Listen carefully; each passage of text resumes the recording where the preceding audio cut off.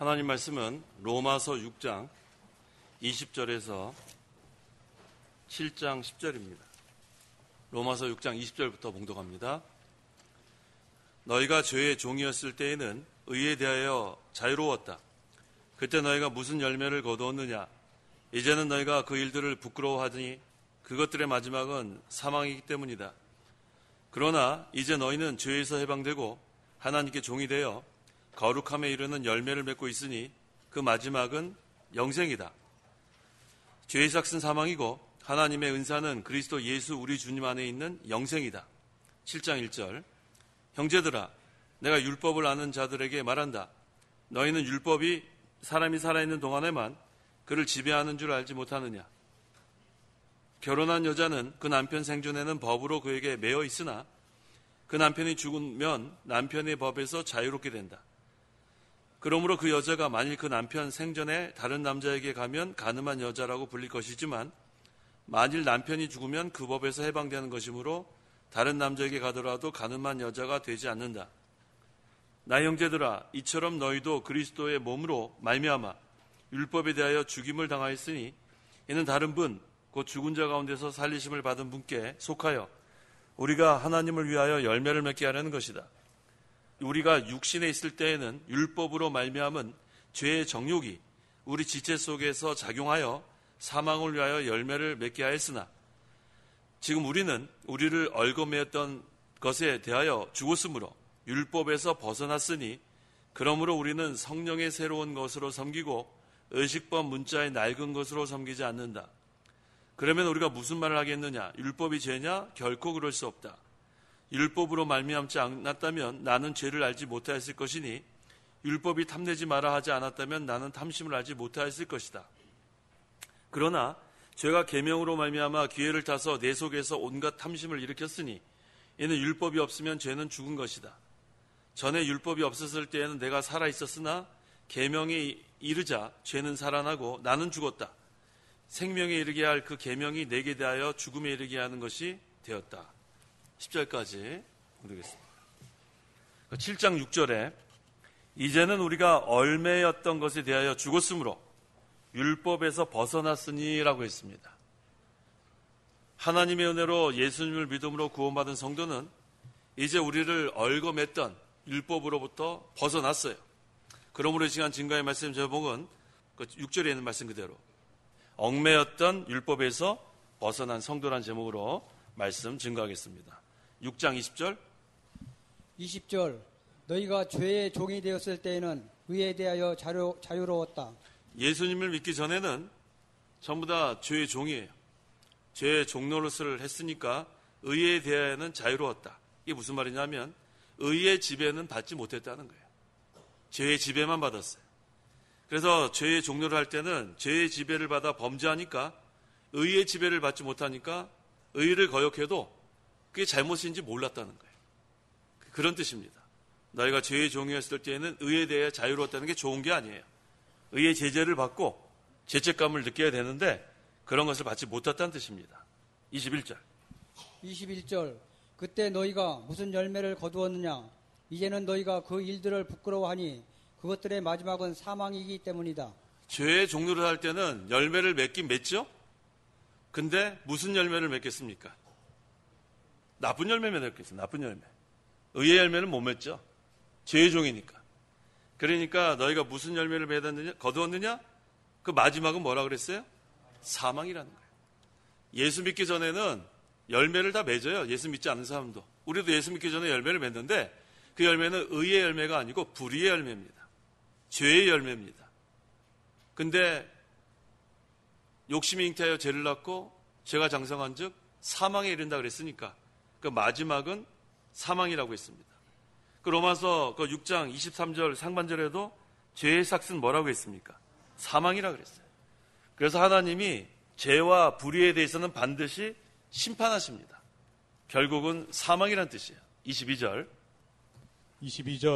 그러나 이제 너희는 죄에서 해방되고 하나님께 종이 되어 거룩함에 이르는 열매를 맺고 있으니 그 마지막은 영생이다. 이제는 예수를 믿은 지금을 말합니다. 이전에는 죄의 종로로 돼서 나쁜 열매를 맺고 마지막은 사망이었는데 이제 예수님을 믿고 하나님의 종이 됐어요. 신분이 바뀌었습니다. 마귀의 종에서 하나님의 종으로 바뀌었어요. 그 다음에 하나님의 종이 되면 은혜 생활로 바뀝니다. 죄악된 생활에서 은혜 생활을 바뀌고 이제는 죄의 세력 또 죄의 지배 받던 상황에서 이제는 상태에서 하나님의 의의 세계로 들어왔어요. 이전에 죄의 종료를 할 때는 의에 대해서 자유로웠는데 이제는 죄에 대해서 자유로워요. 완전히 반대입니다. 이전에는 의를 모르니까 의의 지배를 받지 않았지만 이제는 하나님의 종이 되니까 죄에 대하여 자유롭게 됐습니다. 그래서 이제 성도는 하나님의 종이 되고 의의 세계에 머물게 되고 이전에는 나쁜 열매를 맺었는데 지금은 좋은 열매를 맺어요. 의의 열매. 그래서 거룩함에 이르는 열매를 맺고 마지막은 뭐예요? 영생이라는 거예요. 예수 믿기 전에 마지막은 뭐라 그랬어요? 사망. 사망은 지옥 형벌을 말하는 거고 여기서 이 영생은 천국을 말하는 거예요. 천국, 영원한 생명. 이와 같이 우리는 사망에서 생명으로 이사 갔어요. 옮겼단 말이에요. 그러니까 이제는 옛날 살던 곳으로 가면 안 돼요. 옛날 살던 곳으로 가면 안 되는 이유가 로마서 6장 6절. 6절 우리가 아는 대로 우리의 옛사람이 예수님과 함께 십자가에 못 박힌 것은 네, 우리의 옛사람은 예수님과 함께 십자가에 딱 못 박았단 말이에요. 다시 그곳으로 가면 안 돼요. 옛사람으로 가면 안 되고 이제 우리가 옮겼어요. 사망에서 생명으로, 사망에서 영생으로. 그래서 이제는 날마다 영이 사는 생활을 해야 돼요. 영이 사는 생활. 이전에는 육신의 정욕대로 살았지만 이젠 영이 사는 생활, 하늘나라를 맛보는 생활. 그게 바로 마지막은 영생입니다. 그렇지만 23절에 죄의 삭은 사망이라고 여전히 얘기하고 있어요. 죄의 삭은 사망이고 하나님의 선물은 영생입니다. 사망과 영생은 반대예요. 여기서 영생은 영원한 생명인데 사망은 영원한 형벌이에요. 그래서 우리가 예수 믿기 전에는 이거를 몰랐어요. 우리 나이가 들어서 전도받고 예수 믿은 분들은 알 거예요. 이전에는 이걸 몰랐는데 지금은 아니까 지금 예수 믿지 않는 사람들이 얼마나 불쌍한지 아마 알 거예요. 근데 우리 어렸을 때부터 이렇게 모태신앙, 우리 여기 모태신앙 많으시죠? 모태신앙 많으세요? 모태신앙이 뭐라고 그랬어요? 모태신앙? 모태신앙이 어디 있어요? 모태신앙이. 그거 얘기하려고 그러는 거예요. 우리 어디 가면은 저는 모태신앙입니다. 그런단 말이에요. 모태신앙. 어머니 뱃속에서 믿긴 뭘 믿어요? 그거 누가 만들었는지 알 수가 없어요. 그러니까 제가 미국이나 영국에서 공부할 때 그거 물어봤어요. 모태신앙 아냐고. 한 사람도 몰라요. 우리나라 사람이 만들었어요. 그 사람 한번 찾아봐요. 누군지. 어디 가면 전부 다 모태신앙이라는 거예요. 근데 모태신앙에다 못되게 구래요.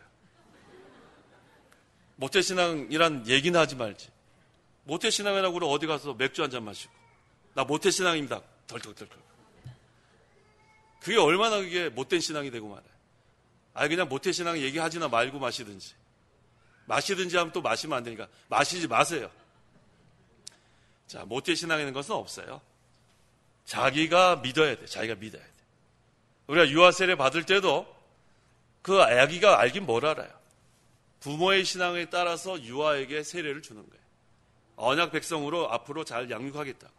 그 다음에 성인이 되면 그 다음에는 본인이 신앙 고백을 해야 되는 거예요. 여기 모태신앙 가지신 분들, 모태신앙은 자랑이 아닙니다. 모태신앙이라는 건 없어요. 어머니 뱃속에서 믿긴 뭘 믿어요. 오히려 성인이 돼서 자기가 신앙 고백을 하고 제대로 믿는 것, 그게 중요한 겁니다. 그래서 우리가 항상 기억해야 될 것은 죄의 삭은 사망이고 하나님의 은사는 뭐라고 그랬습니까? 23절에 영생이라는 게 영생. 이거 얼마나 감사해요. 죄로 말미암아 이 세상에 사망이 들어왔고 우리 죄로 말미암아 예수 그리스도께서 죽으셨어요. 마지막 심판 때에 하나님께서 모든 죄인들을 심판하여 벌합니다. 그래서 죄의 삭은 사망이라는 거예요. 사망은 죄의 대가로 오는 거고 영생은 하나님이 거저 주신 거예요.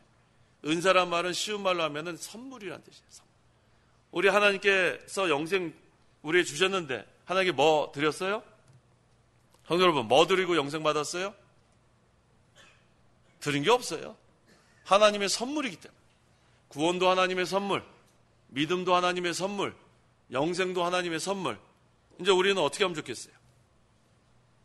하나님 은혜에 감사해서 하나님의 말씀대로, 하나님 은혜에 감사해서 하나님의 말씀대로 살면 되겠죠. 우리 그렇게만 하면 되는 거예요. 얼마나 감사합니까? 전부 다 거저받아서 전부 다 거저받았어요. 구원도 거저받았고, 믿음도 거저받았고, 영생도 거저받았고, 그 은혜에 감사해서 말씀대로 사는 것이 우리가 할 일입니다. 몇 절 읽을 차례죠? 7장 1절. 1절. 형제들아, 내가 율법을 아는 자들에게 말한다. 너희는 율법이 사람이 살아있는 동안에만 그를 지배하는 줄 알지 못하느냐? 율법은 사람이 살아있는 동안에만 주관합니다. 사람이 죽으면 율법이 그 사람 주장하지 못해요. 우리가 살아있는 동안에만 죄를 짓는 거예요. 율법이 세력을 쓰고 우리를 정죄하여 죽입니다. 그런데 사람이 죽은 다음에는 그 법이 우리를 제재할 수 없어요. 그러면서 여기서 예를 하나 들죠. 2절. 2절. 결혼한 여자는 그 남편 생전에는 법으로 그에게 매여 있으나 그 남편이 죽으면 남편의 법에서 자유롭게 된다. 죽은 자가 율법의 속박에서 벗어났다는 것은 이 부부간의 법적 관계를 예로 든 거예요. 사도 바울이. 남편에 있는 여자가 그 남편이 살아있는 동안에만 법적으로 남편에게 매여 있어서 다른 남자와 결혼하면 불법으로 간주합니다. 하지만 남편이 죽으면 그 법에서 벗어나게 된다는 거예요. 그렇게 예를 든 거예요. 전에는 죽은 자가 율법에서 벗어난다고 했지만 본절에서는 죽은 자의 아내가 법에서 벗어난다고 예를 들었습니다. 그래서 남편이 죽으면 아내가 법적으로 자유로워지는 거예요. 그 후에는 아내가 아니고 한 여자일 뿐입니다. 부부의 법에서 완전히 자유로워진다는 것. 그래서 이것을 예로 든 것은 이제 율법이 우리가 살아있는 동안에는 우리를 지배하지만 우리가 죽으면 그 다음엔 제재할 수 없다는 거예요. 3절. 3절.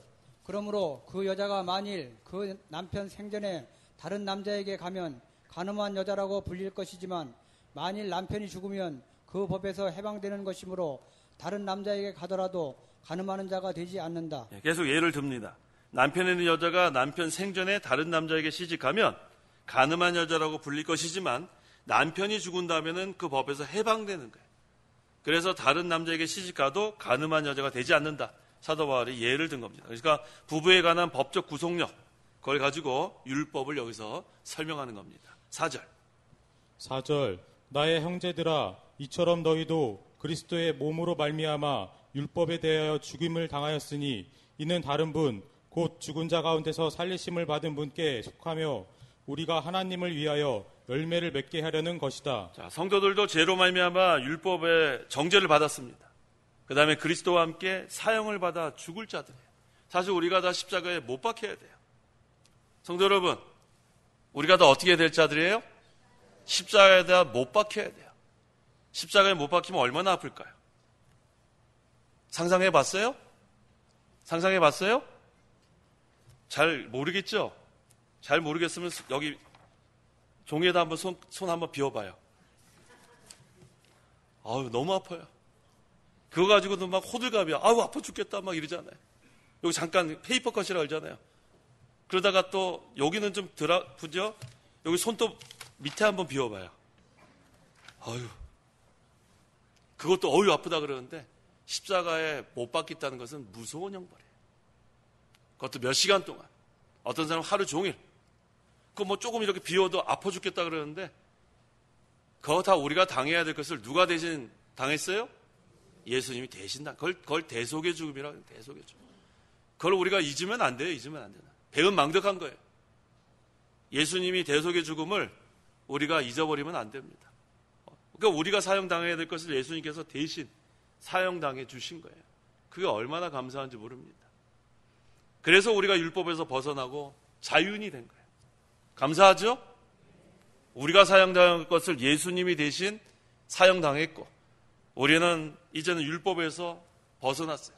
율법을 얽매였는데 얽매인 건 혼자 나오진 못해요. 누군가가 끄집어내 주지 않으면 예수님께서 해주셨습니다. 이제는 다른 분, 그 죽은 자 가운데서 살리심을 받은 분 예수 그리스도께로 가서 우리는 예수님의 신부가 됐어요. 신부가 되고 이제는 신랑 되시는 그리스도와 함께 사는 거예요. 이거 얼마나 좋아요.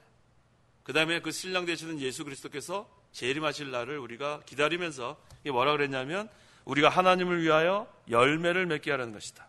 자, 아까 우리 예수 믿기 전에는 무슨 열매 맺었어요? 나쁜 열매.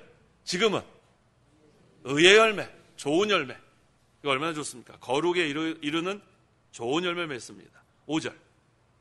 5절 우리가 육신에 있을 때에는 율법으로 말미암은 죄의 정욕이 우리 지체 속에서 작용하여 사망을 위하여 열매를 맺게 하였으나 육신에 있을 때 그리스도께서 오시기 전을 말하는 거예요. 율법대로 살려고 할 때. 그때는 율법으로 말미암아 지체 속에 있는 죄의 정욕이 작용해서 죄를 더 많이 범하게 됩니다. 우리의 이 몸은 정욕이 있어요. 정욕. 우리 육체의 부패성, 정욕, 죄성 다 비슷한 말이에요. 그래서 이 죄가 왜 짓게 되는가? 정욕 때문에 죄를 짓게 됩니다. 우리 요한일서에는 세 가지를 뭐라 그랬죠? 안목의 정욕, 눈의 정욕, 육신의 정욕, 이생의 자랑. 이게 전부 다 죄성입니다. 죄의 부패성. 죄를 짓기 전에 이것이 작용한다는 거예요. 죄의 정욕이 우리 지체 속에서 작용하여 뭐를 위하여? 사망을 위하여 열매 맺는다. 그래서 우리가 욕심으로 우리가 죄를 짓게 되면 결국은 뭐를 위하는 거예요? 사망을 위하는 거예요. 사망. 죽으려고 하는 거예요. 죽으려고 죄를 짓는다는 그런 뜻이에요. 왜? 결국은 사망에 이르게 되니까. 그런데 예수님을 믿고 나니까 죽었던 영이 살아났어요. 그게 무슨 영이에요? 중생한 영이에요. 중생한 영. 이 중생이란 말을 우리가 지금 여기 믿은 지 얼마 되지 않은 분들은 무슨 말인지 잘 모를 거예요. 우리는 하도 중생이란 말을 수십 년 들어가지고 중생하면은 거듭났다. 금방 오는데 지금 여기 뭐 창원교회에서 얼마 신앙생활 하지 않은 사람들 중생이 뭐라 그러면은 중생이 뭐예요? 불교에서 쓰는 중생밖에 몰라요. 제가 중생에 대해서 논문을 썼는데 검색을 했어요. 중생 쳤더니 불교에 대한 게 쫙 나오더라고요. 목사가 지금 중생에 대해서 논문 써야 되는데. 그래서 제가 안 거예요. 아, 중생이란 말이 우리는 하도 들어가고 중생 그러면 아, 거듭난 거구나. 중생한 영은 거듭난 영이구나. 근데 일반 사람들은 중생 그러면은 몰라요. 그래서 제가 중생이라 그러면서 항상 거듭난다, 그런 다시 살아났다 설명을 하는 거예요. 모르는 분들이 많아요. 중생한 영 몰라요? 중생한 영이 뭔지 어떻게 알아요? 그래서 우리가 이제는 거듭났어요. 죽었던 영이 살아났단 말이에요. 그래서 그 죽었던 영이 살아나서 이제는 죄의 정욕과 싸우는 거예요. 이전에는 죄의 정욕만 있으니까 중생한 영이 없으니까 죄를 지어도 가책이 없어요. 우리 예수 믿기 전에 또 지금 예수 믿지 않은 사람들은 주일에 예배당에 안 와도 가책이 있을까요? 없을까요? 가책이 있을 리가 있어요? 어디 좋은 데 없는가? 아, 날씨도 추운데 어디 온천 뜨끈뜨끈한 데 없는가? 일요일이다. 가자. 가서 지금 어디 지금 뜨끈뜨끈한 데 지지고 있을지 몰라요. 아랫목에서 누워있든지. 그래도 마음에 가책이 없어요. 근데 만약에 여기 계신 성도님이 만약에 어디 저기 가 있으면 지금 어떨까요? 마음이. 몸은 뜨뜻하게 지금 지지고 있는데 마음속엔 불안한 거예요. 혹시 돌아가다가 차 사고 나지 않을까? 혹시 또 음식 잘못 먹고 배 아프지 않을까? 별 생각이 다 나는 거예요. 그러니까 벌써 가책이 들어오는 가책. 이게 다른 거예요. 이전에는 우리가 가책이 있을 리가 있어요? 중생한 영이 없는데, 거듭난 영이 없는데, 뭐 마음대로 주일에 뭐 사 먹어도 막 가책이 뭐가 있어요? 그런데 지금은 달라요. 지금은 죄를 지면은 아, 이거 하나님 잘못했습니다. 그래서 그 소리가 먼저 나오고. 이게 변화된 거예요. 근데 감사한 것은 그렇게 가책이 오는 사람들은 거듭난 사람이에요. 죄를 짓고도 가책이 없는 사람은 아직 거듭나지 못한 사람이에요. 중생하지 못한 사람은 가책이 없어요. 죄를 지어도. 그렇게 우리는 알 수 있어요. 내가 예수 믿는 사람인가 아닌가는 이 신앙 양심이 판가름합니다. 예수 믿지 않는 사람들이 갖고 있는 것은 도덕적 양심이에요. 도덕적으로만 선과 악을 구분할 수 있는데 우리 믿는 사람이 갖고 있는 선한 양심, 신앙 양심은 하나님의 말씀에 비판을 받습니다. 그래서 하나님 말씀대로 하지 못하면 마음이 가책이 오는 게 신앙 양심이 있는 증거입니다. 그래서 우리가 죄를 짓고 죄를 안 질 수는 없어요. 우리 지난 한 주 동안 죄 많이 지었죠? 한 사람만 지셨어요? 한 주 동안 죄 안 지셨어요? 졌어요, 안 졌어요? 다 졌단 말이에요. 근데 회개했어요, 안 했어요? 그러니까 우리는 구원받은 거예요. 회개하게 돼 있다니까, 죄를 지면. 근데 죄를 졌는데도 죄인지 모르면 그건 거듭났다고 볼 수 없어요. 죄를 졌는데 왜 신앙양심이 가책이 없습니까? 그러니까 죄를 졌다고 해서 괴로워하지 말고 회개하고 바로 서고 계속 평생 그렇게 나가는 거예요. 그러니까 회개할 수 있는 것이 하나님의 은혜입니다. 몇 절입니까? 예. 6절 지금 우리는 우리를 얽매였던 것에 대하여 죽었으므로 율법에서 벗어났으니 그러므로 우리는 성령의 새로운 것으로 섬기고 의식법 문자에 낡은 것으로 섬기지 않는다. 예. 지금은 예수 믿은 다음에 얽어맸던 율법에서 이제는 우리는 벗어났어요. 예수님이 십자가에 달려 죽으셔서 대신 우리를 위해서 형벌 받으셔서 이제 우리는 예수를 믿기만 하면 우리를 얽어매던 율법에서 벗어나고 그 다음에는 그러므로 우리는 성령의 새로운 것으로 섬긴다 그랬어요. 이게 바로 중생한 영이란 말이에요. 중생한 영. 아까 중생 설명했죠? 죽었던 영이 살아났단 말이에요. 하나님과 끊어졌던 그 영이 다시 연결이 됐단 말이에요. 이게 바로 영적 교통이에요. 하나님과 끊어지니까 그 다음에 흑암이란 말이에요. 그때는 빛의 세계를 몰라요. 진리의 세계를 모르는데 깜깜하니까 다시 연결이 되니까 불이 하나에 켜지면서 빛의 세계도 알게 되고 진리의 세계도 알게 되는 거예요. 그러니까 진리의 맛을 보니까 이제는 말씀이 여기 있사오니 내가 어디로 가리까? 말씀의 맛을 알게 되면 그 말씀이 우리를 인도한단 말이에요. 왜? 성령은 오늘날 진리의 영이기 때문에 우리를 진리를 가지고 인도하십니다. 그래서 말씀이 은혜가 되기 시작하는 거예요. 말씀을 듣고 은혜가 되는 것은 내가 살아난 증거예요. 믿지 않는 사람한테 가서 복음을 선포하면은요, 잘 안 들어요. 은혜를 받을 수가 없어요. 왜? 말씀의 세계를 맛볼 수가 없게 돼 있습니다. 그래서 초대받은 자들의 수는 많지만 선택받은 자의 수는 적다고 했어요. 우리가 외적으로 부르심, 그거 외적 부르심이라고 그러는데 다 예수 믿으라고 하는데 내적 부르심, 효과적으로 중생한 사람만 그것을 받아들일 수 있어요. 그래서 지금 이 오후 예배 시간에 여기 오신 분들은 다 예수를 믿었기 때문에 오신 거예요. 예수 믿지 않으면은 이 시간에 여기 왜 앉아 있겠어요? 전 여기 왜 서 있겠어요? 그렇죠? 예수 믿기 때문에 이 시간에 하나님께 예배하는 거예요. 그래서 우리가 이제는 성령의 새로운 것으로 섬깁니다. 하나님을 섬기는 거예요. 그 다음에 의식법 문자의 낡은 것, 이거 율법을 가리키는 거예요. 율법으로 섬기지 않아요. 구약시대의 율법의 역할은 그리스도에게까지 인도하는 것까지밖에 못해요. 율법으로는 구원 못 받습니다. 그리스도에게까지 인도하고 율법을 그리스도께서 완성시키고 그 다음 우리는 예수님을 믿고 그 다음 구원받는 거예요. 율법은 우리를 구원시키지 못합니다. 그래서 우리 여기 지금 하나님은 영이시기 때문에 영으로 섬겨야 된다 그랬죠. 의식으로 섬기는 거 안 돼요.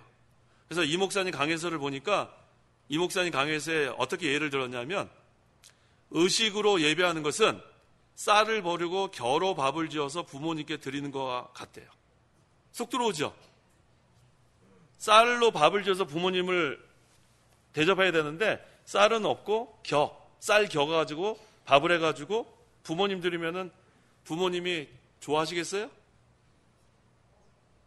오늘날 예배가 자꾸 의식으로 가면 안 돼요.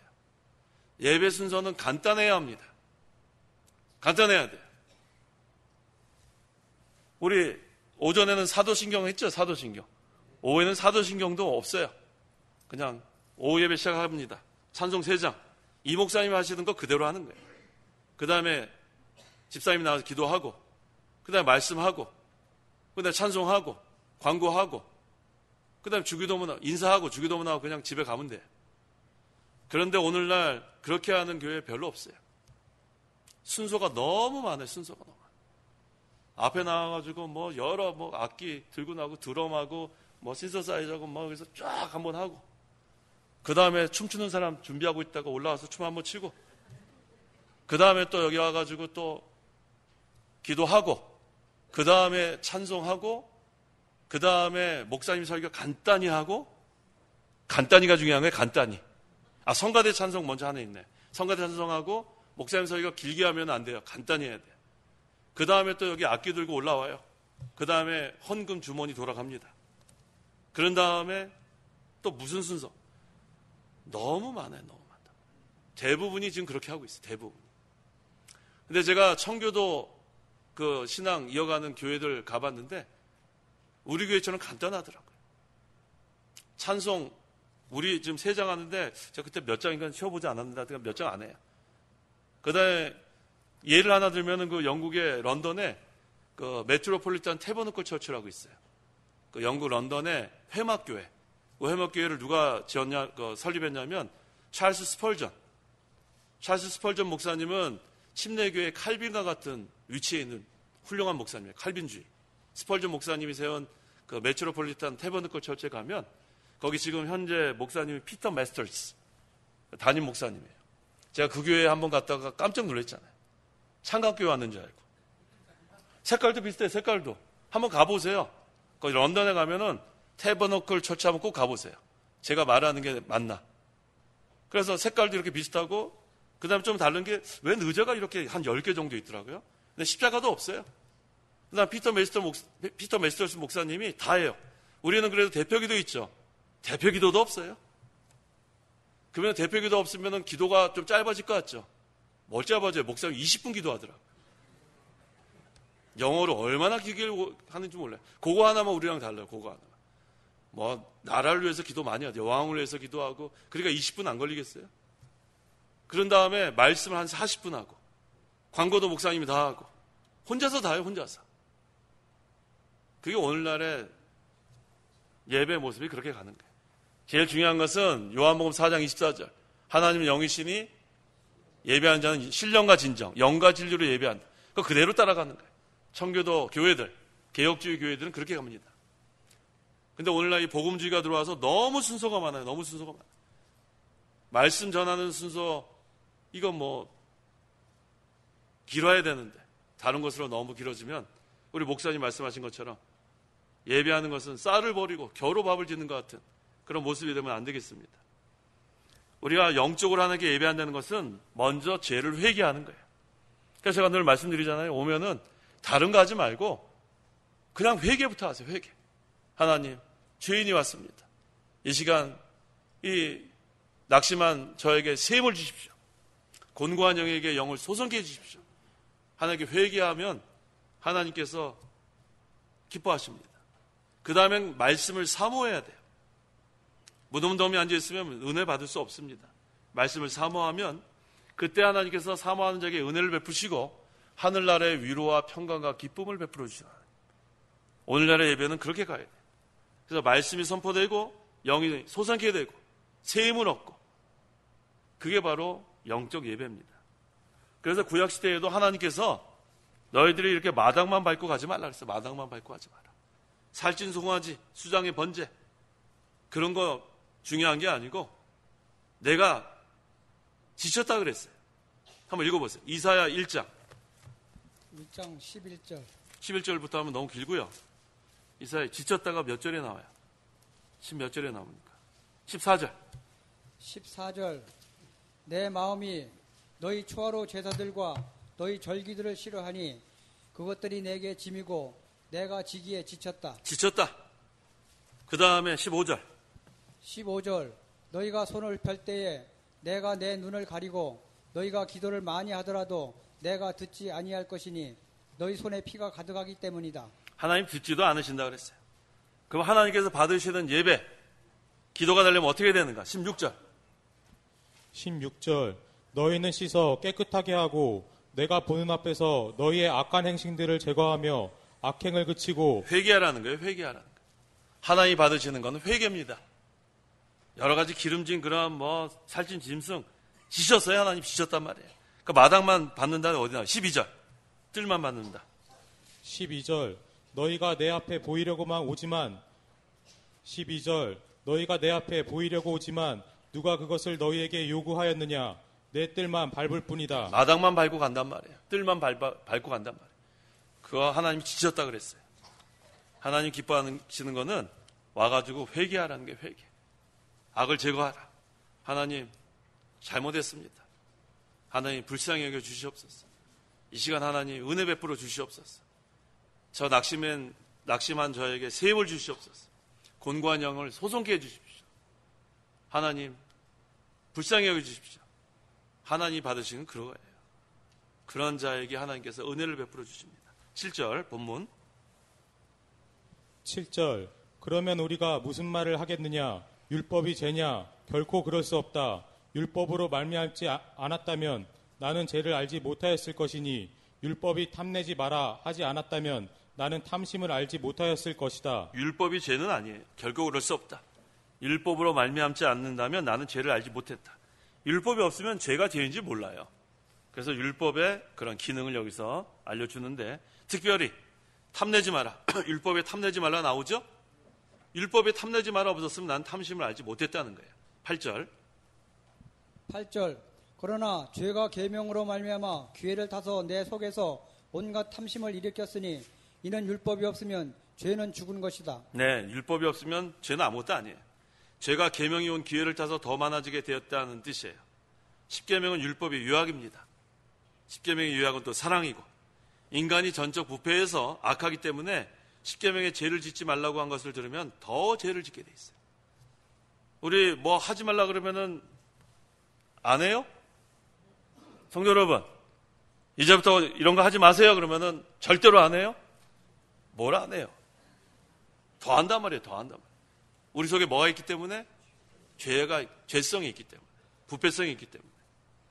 그래서 하지 말라고 하면은 더 반항하는 심리가 있게 돼요. 그래서 여기서 탐심만 얘기했는데 그 외에도 우리가 계명 하지 말라면은 더 하는 거. 그래서 율법이 없으면 죄는 죽은 것이다.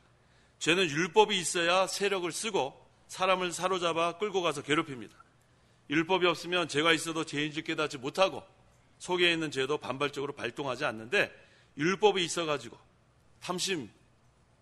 탐내지 마라 그러면은 탐심을 알지 못했을 건데, 율법이 있기 때문에 우리가 그걸 알게 된다는 거예요. 9절에서 10절 9절 전에 율법이 없을 때에는 내가 살아나고 있었으나 계명에 이르자 죄는 살아나고 나는 죽었다.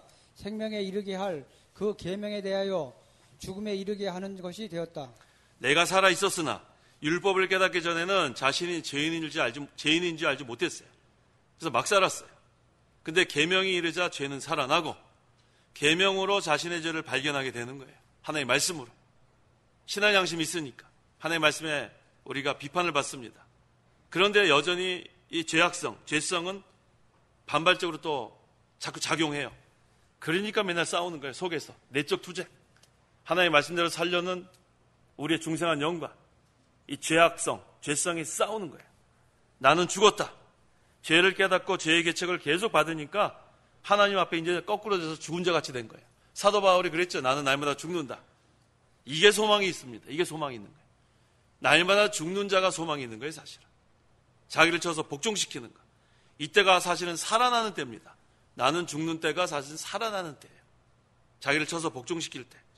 계명대로 살지 못하는 것을 애통해하고 계명대로 살려고 힘쓰는 자가 사실은 살아나는 때예요. 이러한 자가 그리스도께 더 가까이 갑니다. 그 다음에 더 새 힘을 얻습니다. 생명에 이르게 할 그 계명이 내게 대하여 죽음에 이르게 하는 것이 되었다. 막 죽을 지경이 된 거예요. 죄를 안 지려고 하는데 속에 있는 부패성은 자꾸 죄를 지려고 그러고 막 죽을 지경이에요. 근데 그때 날마다 죽는 생활하면 되는 거예요. 죽는다는 건 부패성을 제거하는 걸 말하는 거예요. 부패성을 제거하고 그 다음에 하나님께로 더 나아가고 계명대로 잘 못하지만 애통해하는 거예요. 죄를 지면은 죄 진 거 가지고 그러지면 안 돼요. 그 죄 지는 것 때문에 애통해하고 그게 바로 청교도 신앙이에요. 복 있는 자는 어떤 자가 복 있는 자예요? 애통하는 자가 복이 있어요. 왜? 하나님의 위로가 임한다고 했어요. 하나님의 위로를 받으려면 애통해야 돼요. 죄를 지은 다음에 회개하면 그때 하나님이 위로해 주십니다. 우리가 죄를 안 질 수는 없어요. 죄를 짓는데 그때 애통해하며 회개하면 하나님이 용서해 주시고 하나님의 위로가 임한다는 그런 뜻입니다. 자, 오늘 제목이 뭐예요? 우리를 얽매였던 율법에서 벗어났단 말이에요. 이젠 자유인이 됐어요. 이젠 의의 법, 하나님의 계명, 하나님의 말씀대로 자유롭게, 그러니까 진리가 너희를 자유롭게 해준 거예요. 그러니까 우리가 이제는 진리의 영이신 성령의 인도를 받아서 진리의 세계에서 물고기가 헤엄치듯이 자유함을 누리면 됩니다. 기도하시기 바랍니다. 기도하겠습니다. 하나님 감사합니다. 우리가 죄로 말미암아 영원히 죽을 수밖에 없던 죄인이고 율법에 얽매여서 숨 쉴 수 없을 정도로 괴로움을 당할 수밖에 없었던 자들이지만 우리 예수님께서 우리를 대신해서 우리가 형벌받아 마땅한 죄인들이지만 우리를 대신해서 십자가에 달려 죽으심으로 우리를 얽매였던 율법에서 벗어나게 하고 진리 안에서 자유함을 누리게 하심을 감사합니다. 이제 우리가 이 은혜 생활 마음껏 할 수 있게 되었사오니 이제는 사망에서 생명으로 우리가 옮겼다고 했사오니 다시 옛사람으로 돌아가지 아니하고 새사람 중생한 영이 날마다 진리를 사모하고 진리의 세계에서 자유함을 누릴 수 있도록 하나님 역사하여 주시옵소서. 애통하는 자는 복이 있다고 했습니다. 하나님 위로가 있다고 했사오니 우리가 죄를 지었을 때 회개해서 애통해 하면서 하나님께 간절히 나아갈 때에 우리의 죄를 용서해 주신 하나님 우리에게 위로하여 주시옵소서. 예수님의 이름으로 기도하옵나이다. 아멘.